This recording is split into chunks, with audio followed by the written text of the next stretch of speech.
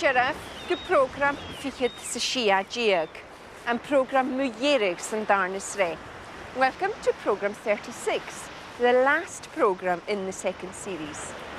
In due Hammy Alma Fever. Today I'm in Fife and we're going to be looking at ways of exchanging news. Now the question J Hadol was introduced in a previous program. J Hadol, what's doing or what's happening. Here are some examples of the phrase being used. Hallo, Gàidhlig. Hai voor en Jew. Ha, Giadol. Gaan je moran? Wil je ook het al? Ha, taplet. Kleva.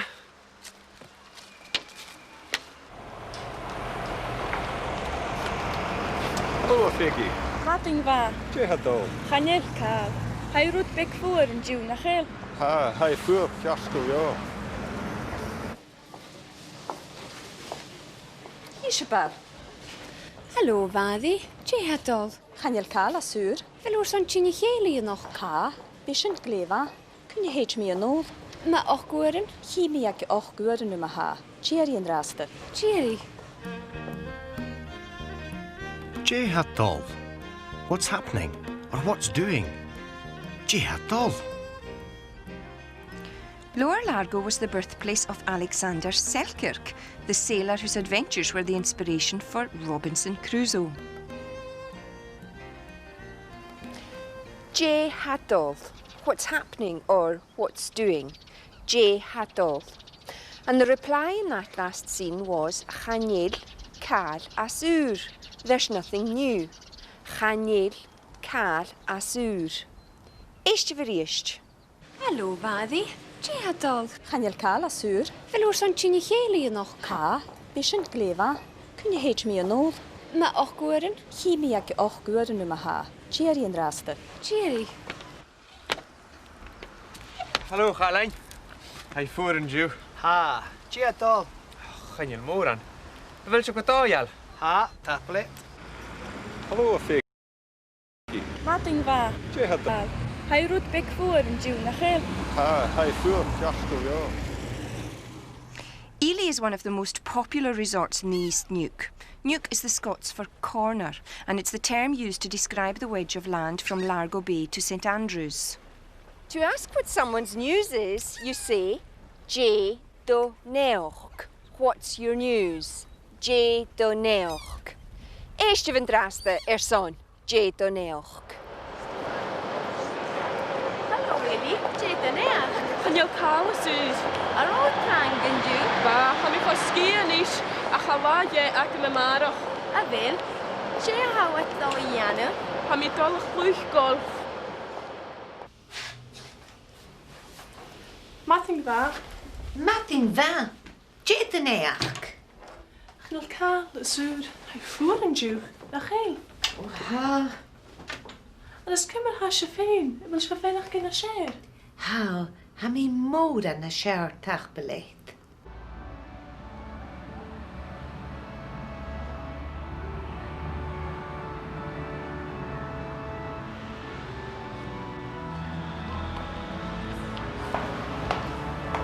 Hallo, Anne. Jet yn eich. Jdach yn nabist. Cymryd ha si ffein yn diw. Gaan je lover en wie kerry? Yn tak eisiau ffsianach? Kon ik, hij houde sin. Dim yn mi fel y drin fi. Chanel yn dynech gyda. J Hadol. What's your news? J Hadol. J do neoch, what's your news? And in that last scene, the woman's reply was, Giroch yn avisht, just the usual. Giroch yn avisht. Sioi riest. Hallo, Anne. Jet yn eich. Jdach yn nabist. Cymra eisiau ffein yn diw. Can you lyfr y fi Geraint? Yn ddag eisiau sianach. Chwnig, hai hawdd sy'n. Matting dda. Matin va. Jeta neach. Chnol cael y sŵr. Hai ffwr yn diw. Na chael. Ha. Ond ys cymryd eisiau ffein. Mae'n eisiau ffein a'ch gen y sier. Ha. Hami mór an na siar tach belet. Helo, Eli. Jeda nea. Chnol cael y sŵr. Ar ôl prang yn diw. Ba, ham i ffosgi yn eich. A chawa ie ac yn y marach. A fel, je hawat ddo i anna. Ham i dolach blwch golf. It's always nice to hear good news. So, if you want to say that you're happy to hear something, you say, Hami toliche shin a chloinjin. I'm glad to hear that. Hami toliche shin a chloinjin. An an ekentai and draste. Eiste verson, Hami toliche shin a chloinjin.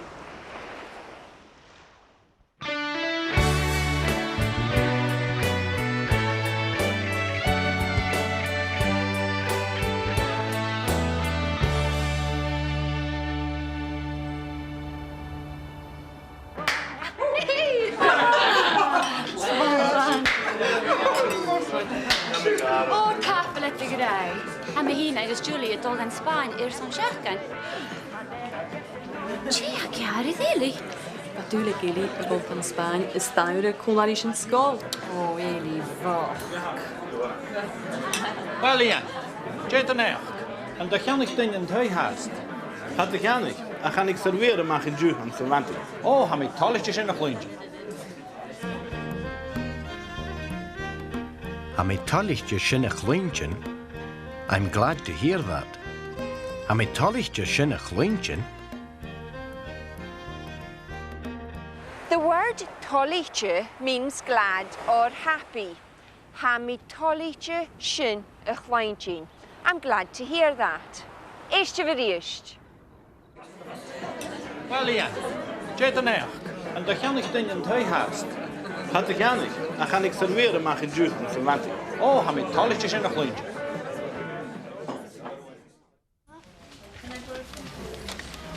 Hallo, Vari. Hallo, Anna. Fel cael a sŵr. Chanjel, fel cael a sŵr ac y ffein. Cymra handen agos. O, he glefa. Her fawaf yn draste. Hwyr ei oper am oper ein. Ha me tolit y sy'n eich lointyn. Sy'n O, tach belecht. Hallo Jan, zit er gewoon? Goed ma, zit er gewoon heen. Ah, zit er vanavond. Jouw channel en draasten, doe me op een uur. Oh, dan met talletjes in een glintje. Kaartje. Hou een paaselijk. Zo iets in. Hallo Graai.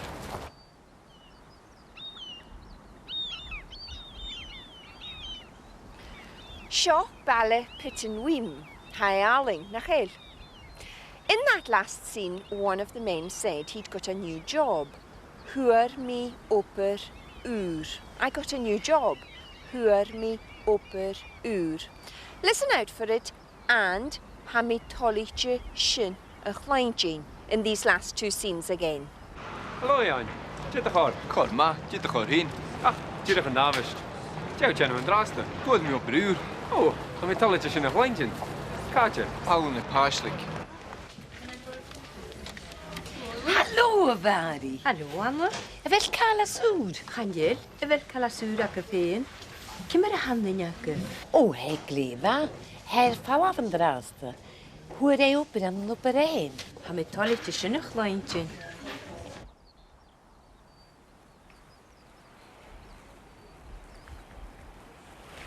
In the following scenes, look out for the phrase Hami dulich shin a chwainjin. I'm sorry to hear that. Hami dulich shin a chwainjin.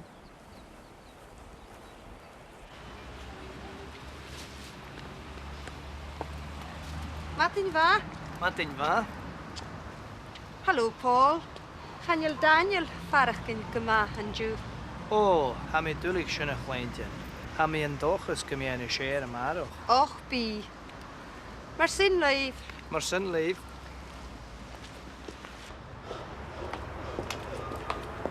Fesg ma, ar y stiana. Beth gyma? Cymr y haw. Ham i gydoia. Cymr a haw hyn. Ham i gyma tach balecht. Cymr hadon nhw chw. Chan i le dona. Ti a ha Gianna fan rasta. Ha i gyn ober. O, ham i dylich sy'n chwyntin. Ti ha dŵr ec y Gianna. Ha ein dochus gyn ffai ober am yn glas o chw. Ham i yn dochus gyn ffai. Am I dulich sin a chluintin. I'm sorry to hear that. Am I dulich sin a chluintin.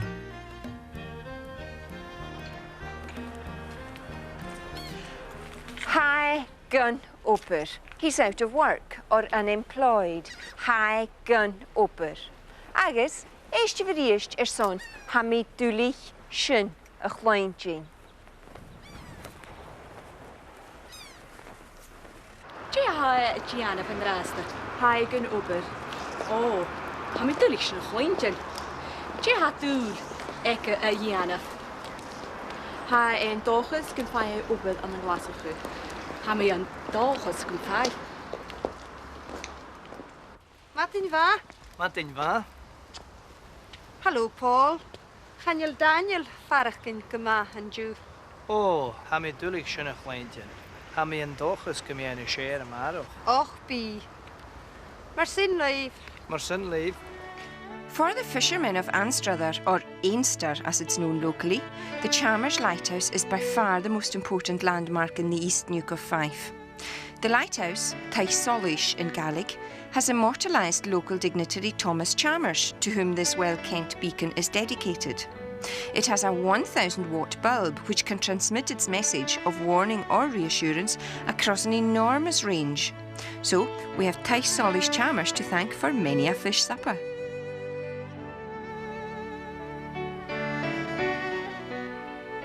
Just across the East Harbour lies North Carr Lightship, the only remaining lightship in Scotland and now in honourable retirement as a maritime museum.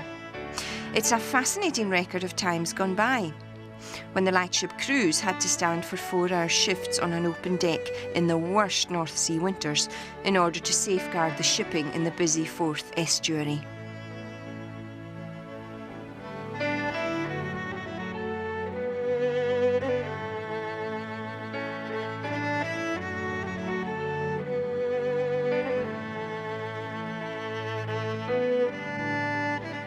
Pittenweem means place of the cave, and it's the home port of the fishing fleets of the East Neuk, and it has many fine examples of 16th and 17th century houses.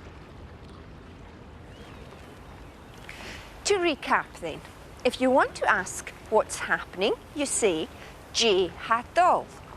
If you want to ask what someone's news is, you say J Do Neoch. What's your news? Now, if you wanted to ask about a particular piece of information, you could say An Cuala Shiv Muye. Have you heard about or did you hear about? An Cuala Shiv Muye. If you were only speaking to one person or you wanted to be less formal, you could say An Cuala Du Muye. An Cuala Du Muye. Have you heard about?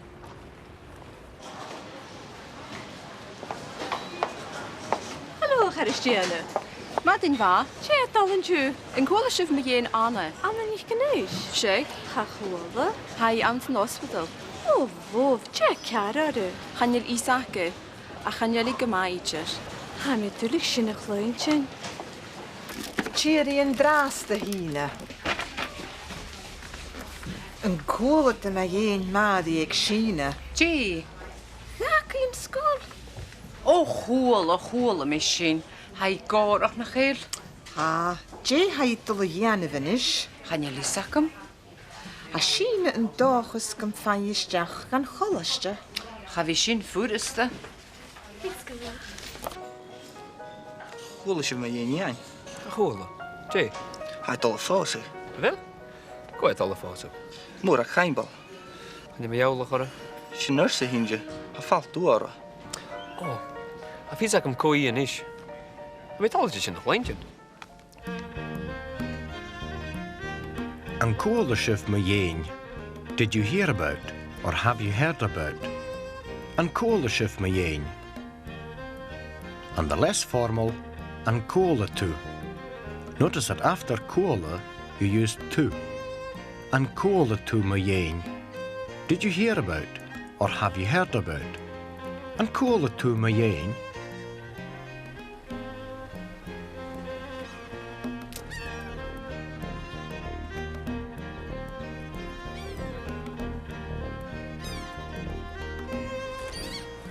An cóla dú mu dhéin. Did you hear about or have you heard about? An cóla dú mu dhéin. And the replies given were cha cóla, no, I haven't heard, or no, I didn't hear, cha cóla, and chóla. Yes, I have heard. Chóla. Eiste virist. Hallo, Christiane.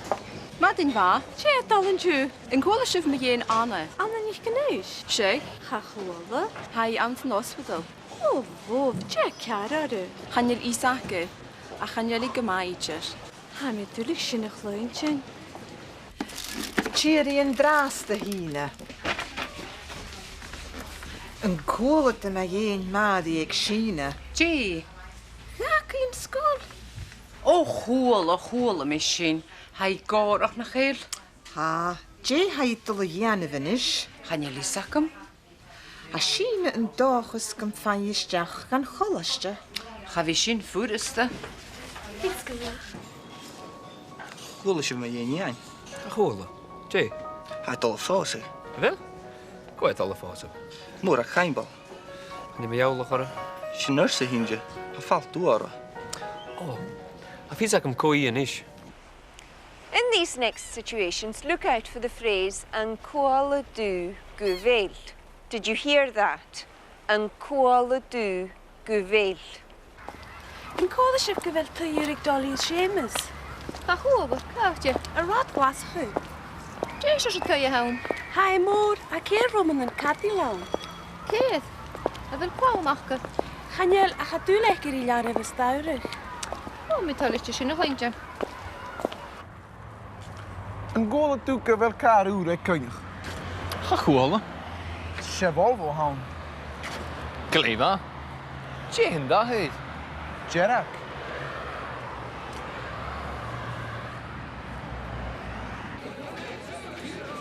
Shink shadows. Oh, shame. Had a shink Julie. Een goal doe ik de vallen met hele. Chwala, kom als ik zing. En Lisa kan niet meer het zijn dat jaren weer te rijden. An cóla tú gaveliat a falav le chéile. Did you hear that they're going out together? An cóla tú gaveliat a falav le chéile. A falaf le chéile. Going out together. A falaf le chéile. Eiste virist. Shink shadows. Oh, shame. Had a shink Julie. Een goal doe ik de vallen met hele. Chwala, kom als ik zing. En Lisa kan niet meer het zijn dat jaren weer te rijden. In kola shif gevel te yurik dolly shamus. Ha chwala, kautje. A rot glas hu. Jay should tell you home. Hai moor, a keer roman en kati lawn. Keith, a vil kwal machke. Hanjel, a gaat u lekker in jaren bestuurig. Oh, met alles in nog eentje. Een goal toeke wel kaar uur, koning. Ga chwala. Chevolvo hound. Gleva. Jane da heet. Jerak. Crail was a royal borough in 1310 and was granted the right to trade on the Sabbath. The brightly painted houses, cobbled streets and crow-stepped roofs are typical of the area.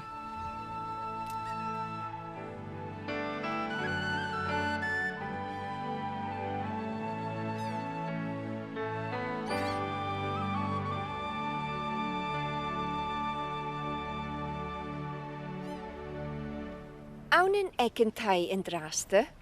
Eiste verson. Tupasht. Accident. Tupasht. Hier is de wens start lying.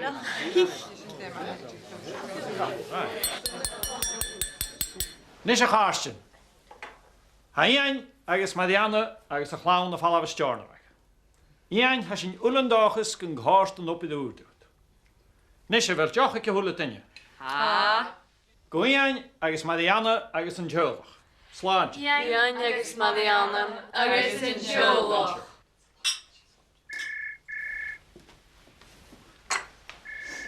Zeg maar.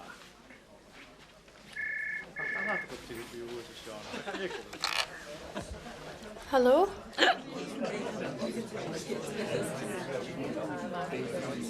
Wel, swaantje wat je wil. Swaantje Harold. Agus tachpel over Ellie. Ja, klaar. En je granny gaan. Je ha keer granny graag. Tu pesteike. Ichi. Hij hangt in hospital.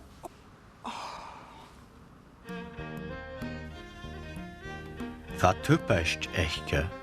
She had an accident. Wat tupest echtke? Va tupasht eike. She had an accident. Huichi, Ellie explains. Huichi, she fell. Eiste veriest. Hallo?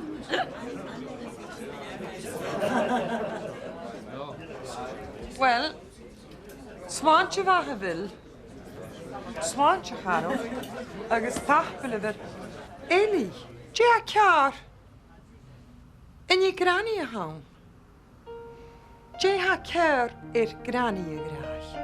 Tu pesteike. Ichi. Hij hangt in hospital. An cóla tú gur an tubisteach Ellen. A chóda? Brí sé chas nuair a bheith is cí. Mi tulig sin nach lointin. A bhfuil ag an dai? Ha, hannig garage an dé. Dé gasto, pín chile. Gai, tapalet.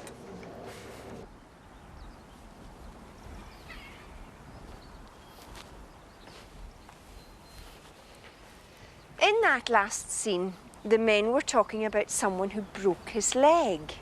Vrish a chas. He broke his leg. Vrish a chas. Eiste veriest. An cóla tú gur an tubisteach Ellen. A chóda? Brí sé chas nuair a bheith is cí. Mi tulig sin nach lointin. A bhfuil ag an dai? Ha, hannig garage an dé. Well, as I said at the beginning of the programme, I'm afraid that this is the last in the second series of Speaking Our Language. I hope that between now and the next time we meet, you'll have plenty of opportunity to practice what you've learned. We hope to be back later in the year. Until then, mar sint leaving rasta. Bye for now. In this programme, we introduced you to Jé Hatol. Jé Hatol. Chanel Kala Sur. Chanel Kala Sur. Jé the Neach. Jé the Neach. Ha we tallichtje sinnach lintjen. Ha we tallichtje sinnach lintjen. Ha we dullich sinnach lintjen. Ha we dullich sinnach lintjen. An koele schuf me jeen. An koele schuf me jeen. An koele du gewil. An koele du gewil. Wat tupast echtke. Wat tupast echtke.